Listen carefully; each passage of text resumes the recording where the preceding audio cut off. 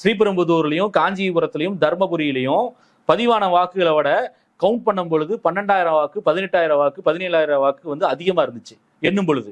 மதுராலையும் இதே மாதிரி இருந்தது 2019.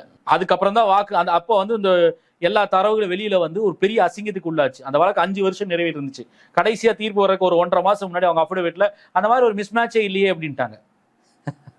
அப்படியெல்லாம் ஒன்றும் வரவே இல்லையே அப்படின்ட்டாங்க. அந்த தரவுகள் எல்லாம் வெப்சைட்ல இருந்து அப்பவே நீக்கிட்டாங்க. அது மட்டும் இல்ல, விவிபேட் ஸ்லிப்பை வந்து 3 மாசத்துல டெஸ்ட்ராய் பண்ணிட்டாங்க. 6 மாசத்துக்குள்ள எல்லாத்தையும் டெஸ்ட்ராய் பண்ணிட்டாங்க.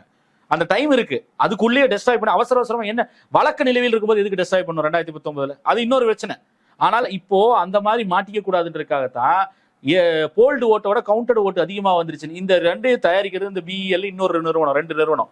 அந்த நிறுவனத்தினுடைய மெஷின்கள் வந்து இது போல வந்து ஃபுல் ப்ரூஃபா இல்ல, பல்வேறு தொழில்நுட்ப சிக்கல்கள் இருக்குதுன்றா ஏற்கனவே பல பேர் அந்த பிரச்சனையை எழுப்புறாங்க.